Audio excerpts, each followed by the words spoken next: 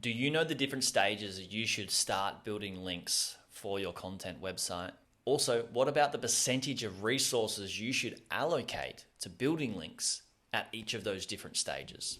Hi, I'm Jared Krause. I am the host of the Buying Online Businesses podcast, and today I'm speaking with Alex Horstman, who has been working in the SEO industry for over 7 years now, and in the meantime, he's mastered the art of building and scaling in-house content marketing teams.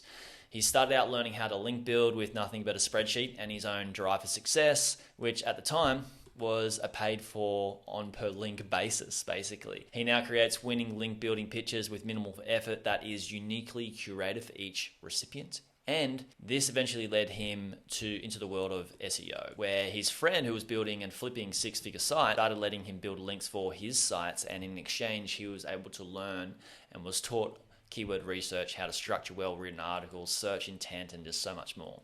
And through this decision, Alex he believes this is one of the best decisions he was able to make, and it propelled him forwards to creating his own wildly successful affiliate site. And now he helps companies and global brands, some even in the 8-figure range, scale their marketing efforts, improve on existing content strategies, and rapidly meet their projected traffic goals. And in this podcast episode, Alex and I talk about who should be the first person you hire when you're building out your content team and why. Who's the next person? Where's the bottlenecks in your team and when to start scaling the team? We also talk about why you must need writer guidelines and what those guidelines look like in terms of like what they should be and what they, how to implement them. We also talk about how to train your writers, editors, and your team without just sending them an SOP, and why training is super essential and what sort of training you should be doing and hand-holding you should be doing versus not doing. We also talk about AI content and volume versus human optimized content. It's a juicy part of topic for the world these days, and which approach is actually better for more traffic. We also talk about what a great affiliate article looks like. We stack up a great affiliate article next to an affiliate article that's a flop and show you why a great affiliate article earns far more revenue compared to the one that flops. We also talk about the tools that Alex recommends to use to manage your team and create killer content. And we also talk about backlink building, when to start backlink building, at what stages your site should start doing backlinks, and then at what different stages or points in the business evolution should you start putting more of its resources towards link building. So it's such a fascinating thing to think about. Now, we talk so much about content creation in this podcast episode. If you own a content website, this is the one for you. Have you been lied to about how to increase organic traffic and grow your website?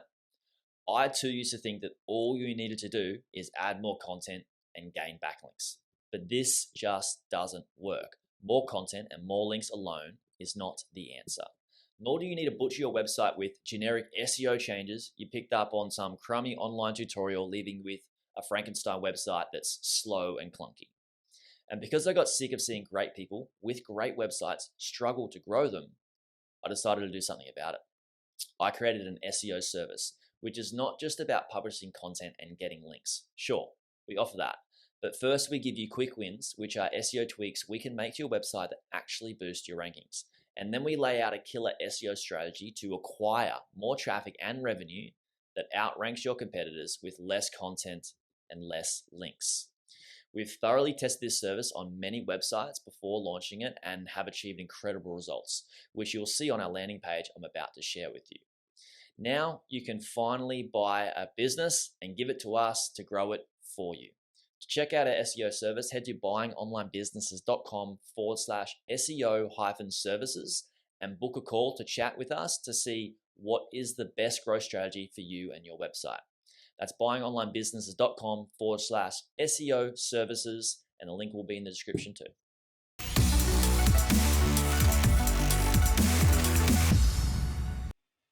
Alex, welcome to the pod. Hey, thanks for having me on, Jared. Yeah, I appreciate it. Looking forward to chatting all things content, SEO, blogging, hiring. We've already discussed a few things before hitting the record buttons.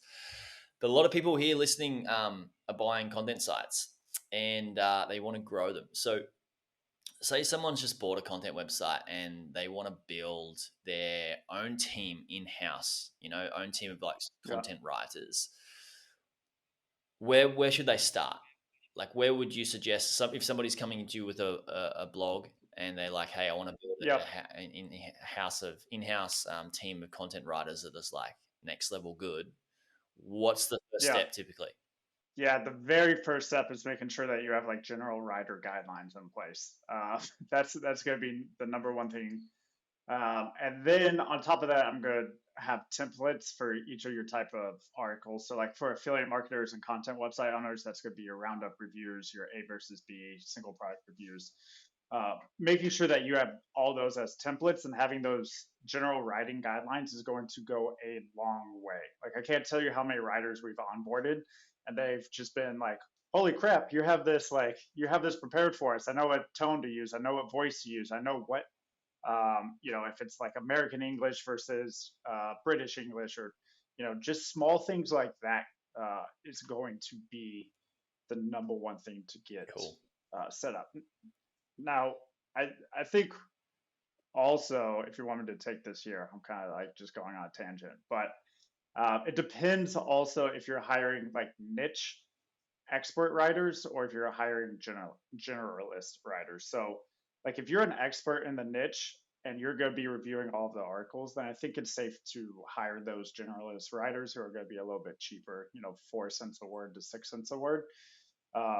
However, if you don't know anything about your niche, then you might want to hire a niche specific person who actually knows what the heck they're talking about. But that's going to be, 8 to 12 cents a word, if not higher, depending on the niche that you're in. Yeah. So for somebody that knows their niche, say if I've got a blog on surfing and I'm prepared to do the editing, I can hire somebody who's a general writer, not a surfer first, but a writer first, and get some cheaper content that way, or cheaper writing that way. Yep. And if I'm prepared to edit it, I advocate a lot of people that buy businesses to not write the content themselves, because their goal is to earn an income online and not work as much. And when you do, I mean, it depends. It's everybody's at a different level. Sometimes people are starting a bit smaller and can't afford to go down that route. You mentioned a few of them in terms of writer tone, like what language you speak from, native US or UK.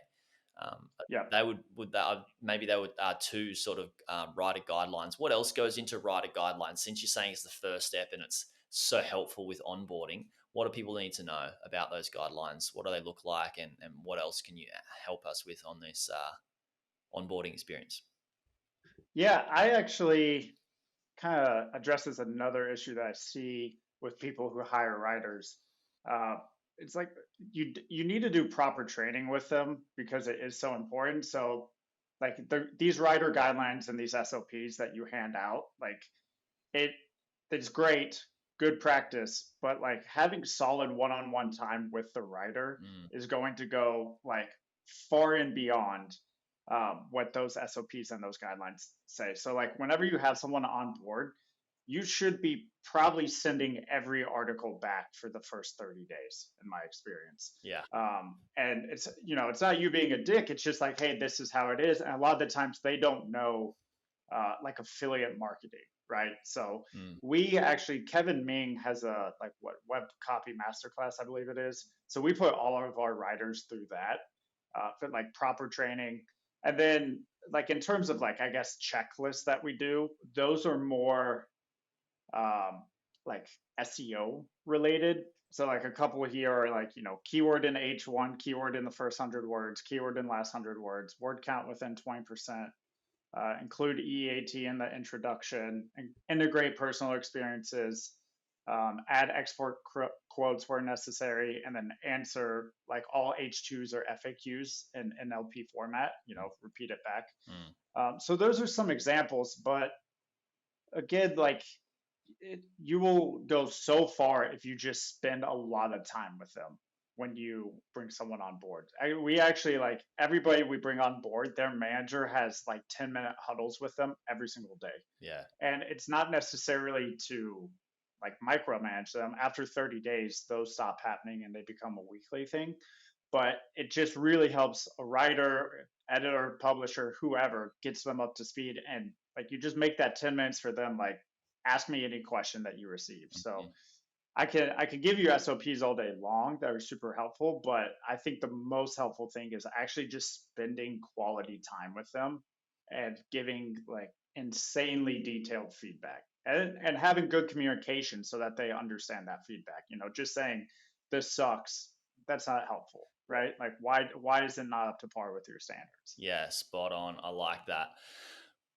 Like you said, with the training, spending time with them is so valuable, but sending those articles back for the first 30 or for like 100, if the however many you Yeah. want, right? Like there's no limit. Yeah. Like, but not just sending back like this sucks, do it again. But I do this with people when we're doing outreach for like podcast guests, when we're doing anything, I will give a reason why this is good or why this is not good and what I want you to Yep. do better next time or differently next time, or what, how you could make this even more valuable.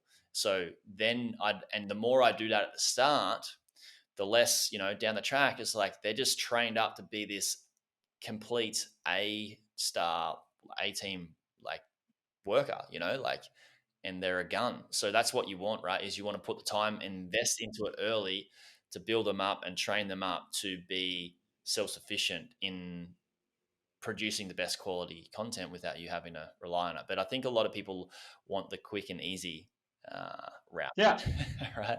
Yeah. Like, us SEOs and affiliate marketers, like a lot of people got into it because they don't want to work a lot or they can work online. But you got to view it as a business and you got to train people and you got to work with people. And like management is a thing. Mm-hmm. If you're really trying to grow content sites and at scale, like you got to be a good manager and you got to learn how to train people. Yeah. And SOPs, I'm a fanatic about them, right? Like that's my thing, operations. But I've just realized that nothing beats training and like talking and teaching someone. Yeah, because those SOPs can change over time, and then you can have your team change those SOPs the more you communicate them. Like, it's easier for us to get on a call and say, like, this is good, this is not so good. Can we agree on that and then not agree on this? And then can we change this in the SOP? And they go away and change it. They understand it and it continues going on like that. Like and Yep. it's less transactional. Yeah, Yeah. 100%. Yeah, and it makes it like more of a collaboration where the writer gets more buy-in, and as opposed to I'm the boss, here's what to do, you have to stick to this to a T. And it's like no, especially when you're hiring like niche experts, it's like let them shine. You'll be amazed at what they can come up with if you get your like SOP out of the equation sometimes. Mm-hmm. Yeah, spot on, spot on. Every time I ask somebody to do something, I ask them, "What do you think about that? Do you think it's good? Do you think we could make it different, better? And if so, how?" And asking those questions of like, "What would you do differently, or how would you do it differently?" And sort of set them up to start thinking on their own, to not need to come to you too regularly, but also for them to just, like you said, have buy-in and make executive decisions on it being more awesome without even needing to ask you.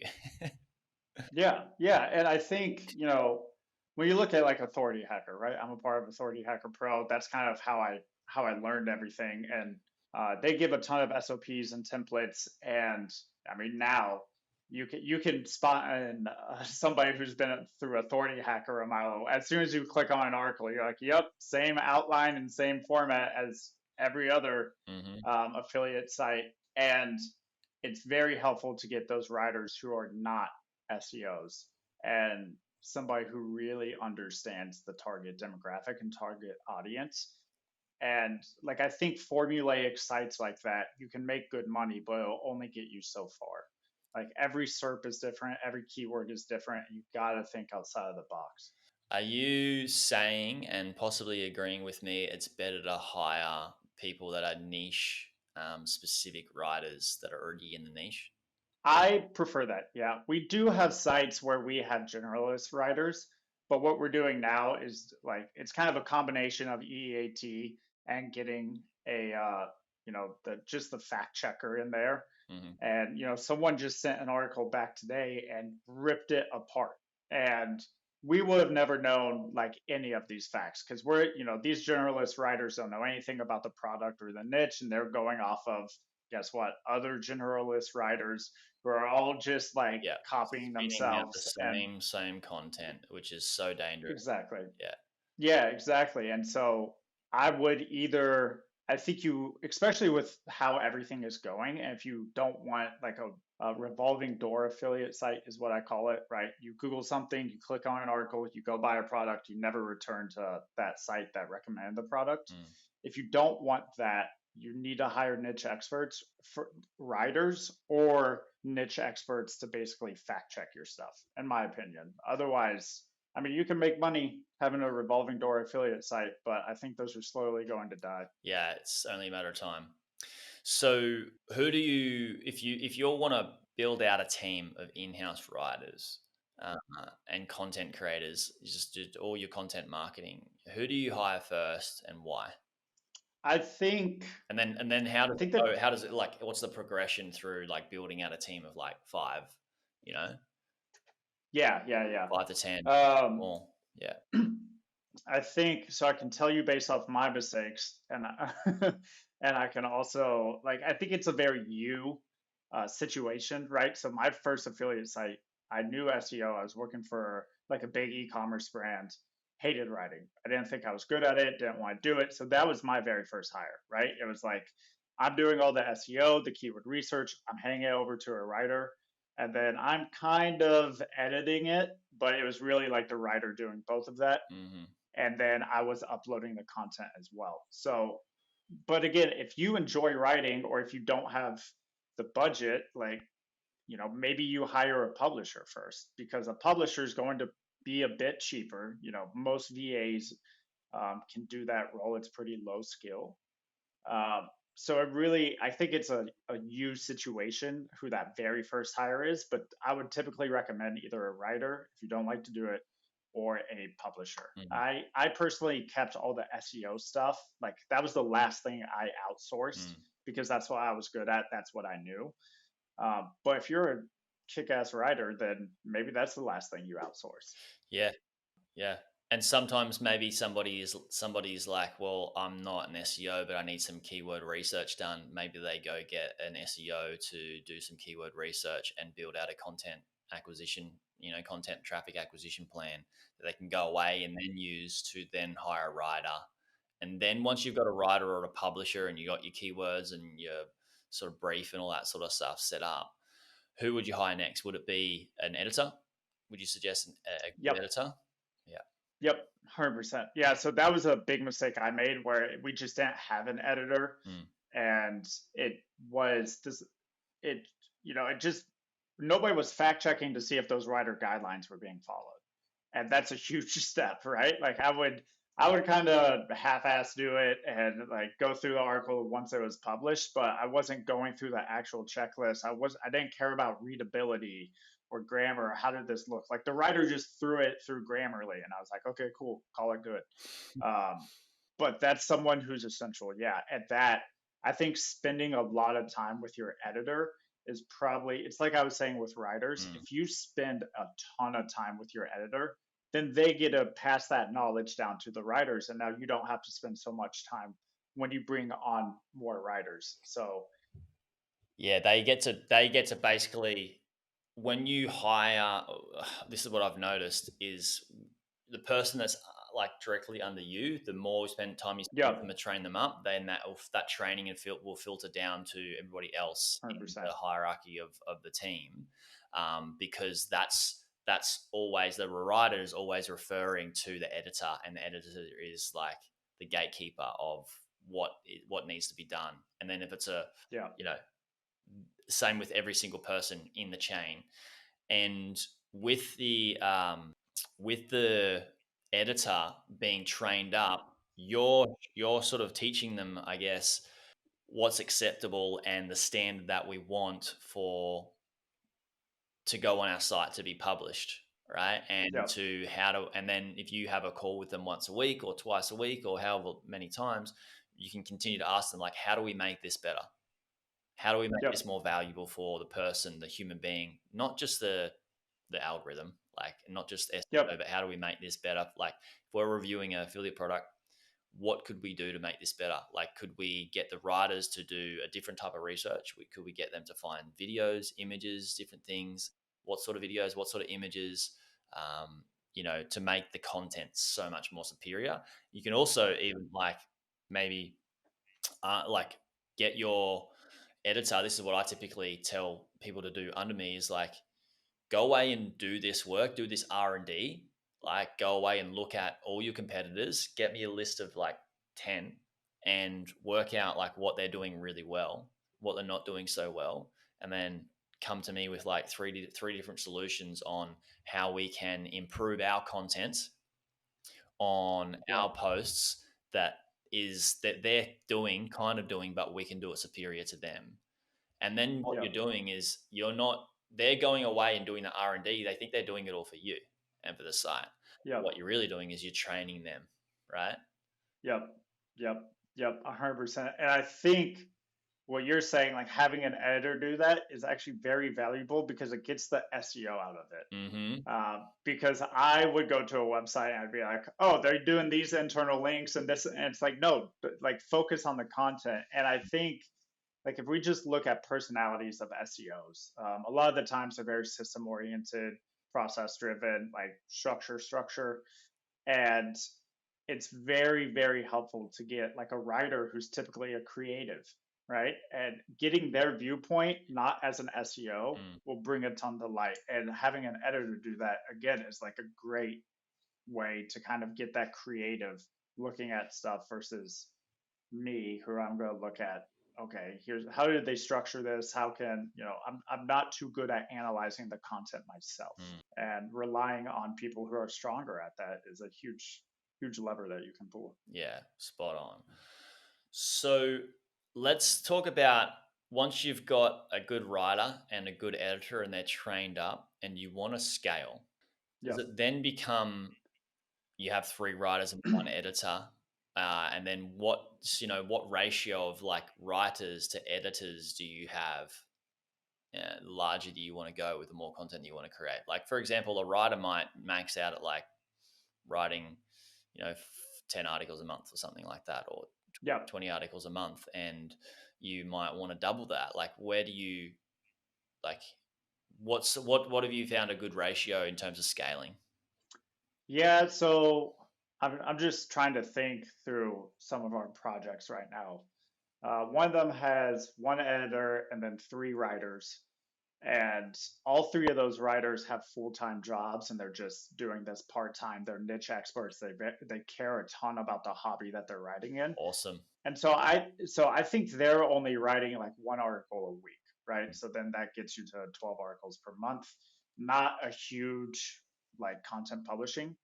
But then, on the other side, we have some sites where we're using AI and we have 2 writers, but we're busting out 10 articles a day. And we've realized that the editor is well backlogged.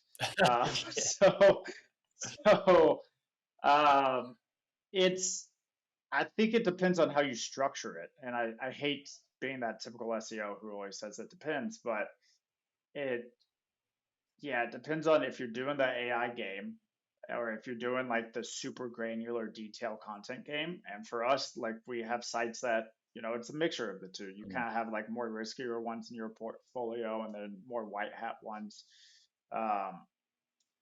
So I hate to give like a direct answer there, but because it's going to if you're doing like, it's going to be dependent on what the editor's the bottleneck basically, right? Yep. So the biggest we got was like 6 writers and 2 editors. So it seems like on average 3 writers for 1 editor.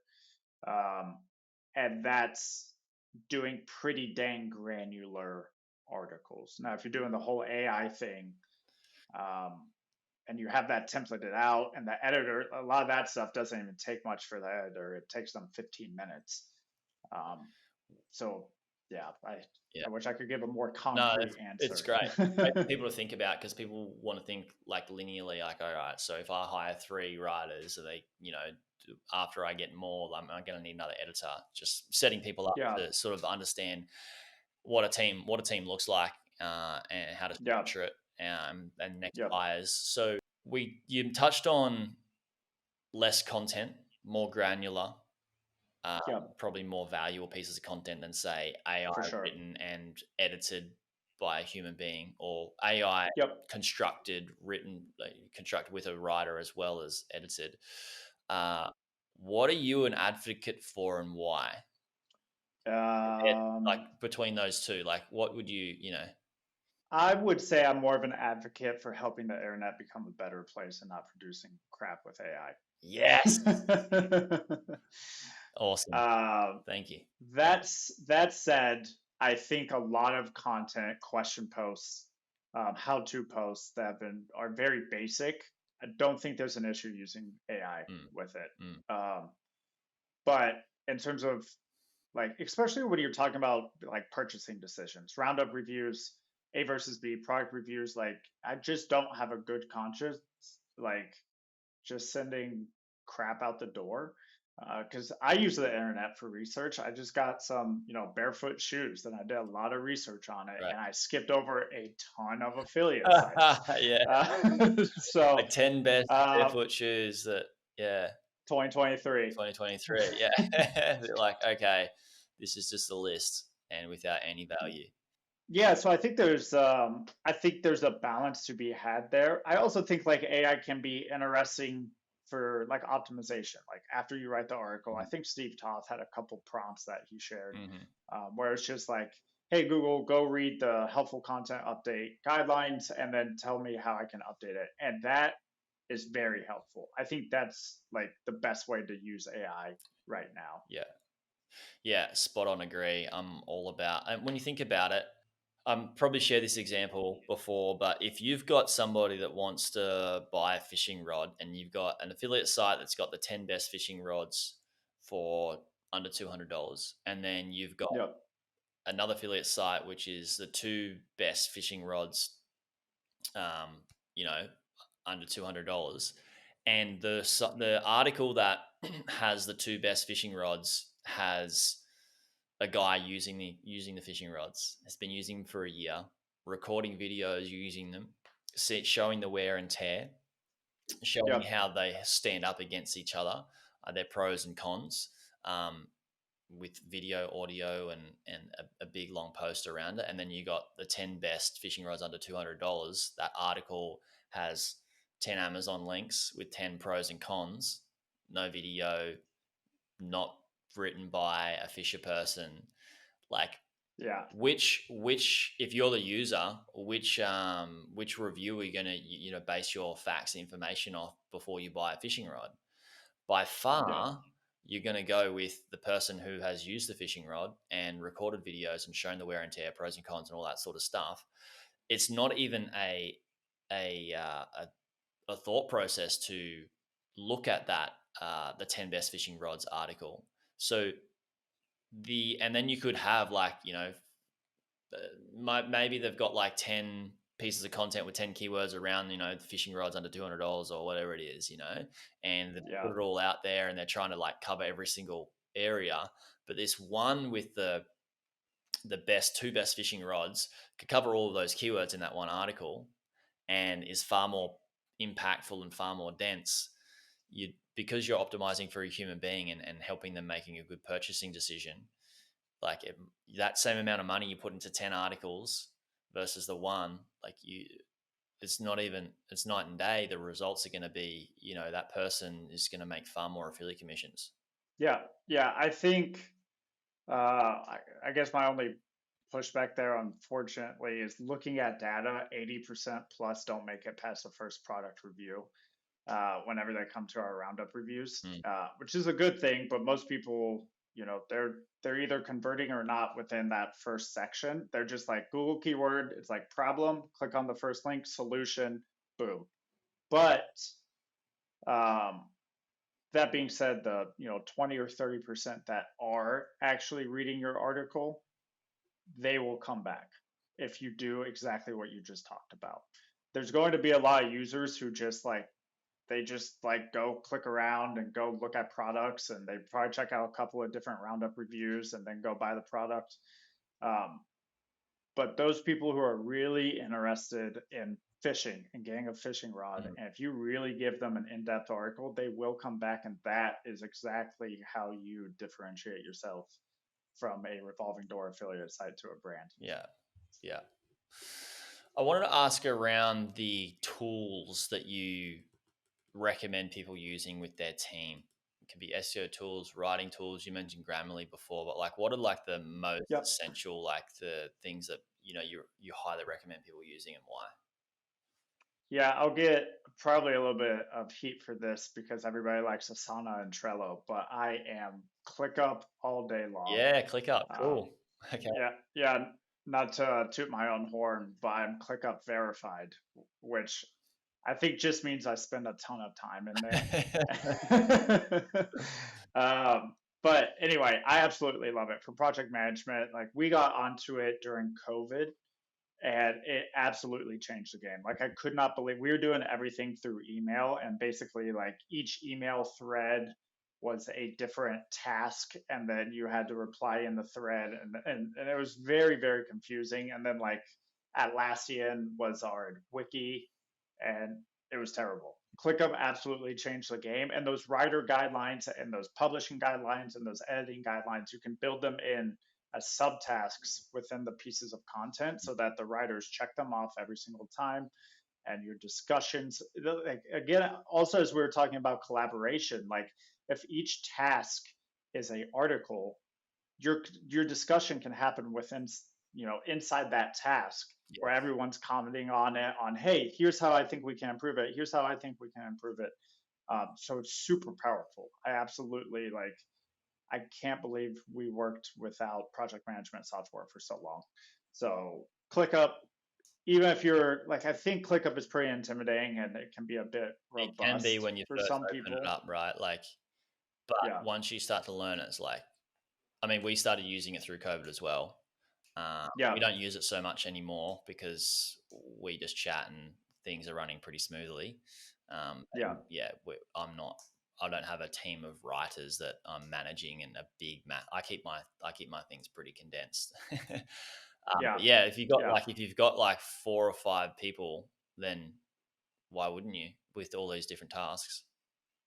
Yeah, 100%. And then, we run, I think I'm currently involved in about 8 sites. And so, we got 4 people on each site. Like, it gets pretty dang chaotic pretty quickly. And without a project management software, I would lose my mind. Just like an agency. Like, at that point, you're basically running an in-house agency for different brands. So ClickUp, absolute game changer for us. And I guess in terms of SEO stuff, I don't have anything probably new to add there. Ahrefs, that's going to be keyword research, competitor gap, or what do they call it? Content gap analysis, and then backlink analysis. ClearScope for content optimization. I don't know if there's a difference between Surfer or ClearScope or Muse. Have you seen Neuron Writer? Neuron Writer, yep, that's another one. Yeah. We've tested it out. I just didn't see. I'm grandfathered in. I joined ClearScope way early in, and so I got a pretty good rate over there. And I like Bernard a lot, and so that's what we use. Google Search Console. And then GA4 sucks, but I guess it's so helpful because nobody's used to it yet, right? Like, yeah. I think the only other thing is probably DomCop. We build on expired domains majority of the time now, or if we don't build on it, we at least buy and then 301 into it, and DomCop makes that process bearable. Yeah. As opposed to being in all these different auctions and trying to filter through all this stuff, DomCop is very helpful there. Have you bought any blogs before, content sites, or any business? No. I don't know why, to be honest with you. I think it's just because we have really good success with buying expired domains, and we like it. If I can find an expired domain where an SEO hasn't touched it, I'm very comfortable. Yeah, good point. Good point. so that's kind of like we throw it in the Wayback Machine, and we have a whole like SOP around verifying these expired domains. And yeah, I just one of the like big things we look for is, has an internet marketer ever touched this site? Yeah, yeah, because they can change things, and if you've just got like again a fishing blog that a fisher person has done for like 3 years, and they've just written content on fishing, and they've got gained Yeah, natural links, without link building, then you're like, well, it's a no brainer, right? Like, yeah, 100%. yeah. Not that I was actually last night. I was on a call. I was on Odie's panel, like the Odie's podcast panel. We were talking about buying and selling businesses, but we also like sort of valued a domain and talked about how we would grow it and stuff. But have you ever sold any Yeah. sites as well? Like, Nope, everything's hold okay, cool. or it gets tanked. Yeah. Yeah. Yeah. No, yeah. I am a big fan of cash flow. And so for me, actually, what a couple websites now, we're actually trying to turn them into e-commerce brands and really, we sell info products on a couple of them. And that's been good, but I find it very interesting to see like how can we take this one step further? How can we really build a brand with it? Yeah. So I don't know why I've always shied away. I think it's like I'm not opposed to buying a site and flipping it. I really don't know why I've always shied away from it. I guess I don't know. Can't train a old dog new tricks. Mate, it's a good route. We have people, especially you've got experience. Like most of the people that join Bob, they have zero experience online. Their goal is like, I just want to make something come online. They got no experience. They don't know what they're doing, right? And they come in, and it's a safe environment. And they come out with a business, and they grow it and crush it. Like they learn so much through the due diligence process, and they basically learn how to grow a business through the due diligence process and what goes into it. And then they buy it, and they can, and that's without somebody with experience. Somebody such as yourself, like, look out, like it's Yeah. yeah. Yeah, you could sell me on it. You're selling me on it right now. I'm not trying to, but like even if we never talked again, and you probably wouldn't need my help in valuing a site and stuff. But yeah, you could do some pretty cool things. But Well, I think actually that might be like a drawback is and I've looked at buying sites before, and I can find a reason not to every single time. I'll go into this one anchor text from this one referring domain is unnatural. This is clearly a guest post or a bot link. No go. So I think I kind of talk myself out of it. okay. But again, like, yeah, it would be super interesting to me to go through a proper due diligence process and actually look at buying one. Yeah.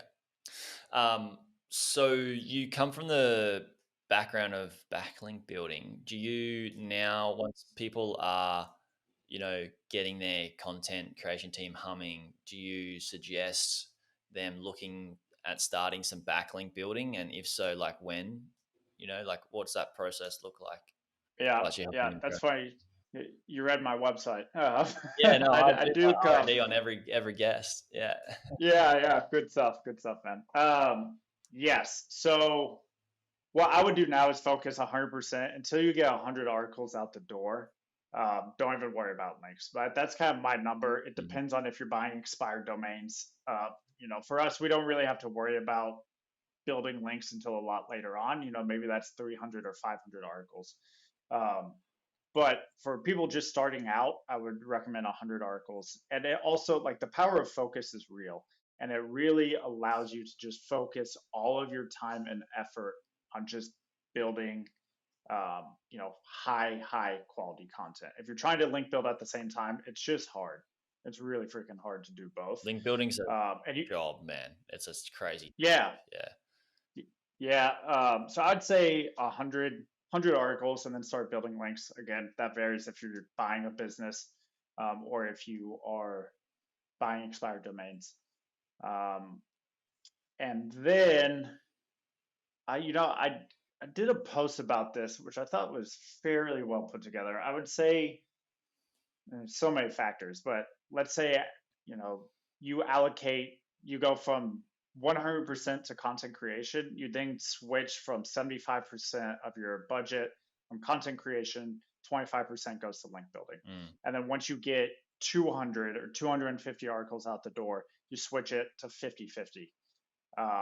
And then once you kind of realize what's making you money, you know, then you hit the freaking link building hammer hard. Yeah. And you go like just on 75, those 25. top posts, you just get them going. Yeah. Yep, 100%. And obviously track those posts and update them. Like how regularly, you know, what goes into tracking for you guys, those, you know, your top articles and updating? What does that look like for you guys? Yeah, so we have a SLP that basically once a week for our top 20 pages, we're reviewing the rankings on them and we're seeing if we're moving up or down, up or down. It really doesn't take much. I mean, it takes somebody an hour a week to get put together, and most of the time, not much is changing. But for instance, I just logged in and we had a very valuable page of ours go to position 26, and it was number 2. And I went and I searched, and it's because the page got moved to draft. I don't know why. Wow. I don't know why someone did that. And but it's because of that check that we were able to basically figure that out. Yeah. So yeah, we do that once a week, and then we'll do a quarterly audit, which is kind of like everything, you know, take account even the like posts that we don't care about as much. And then when it comes to updating the posts themselves, that's kind of a checklist. You know, are we using proper H2? Are we targeting the correct keyword?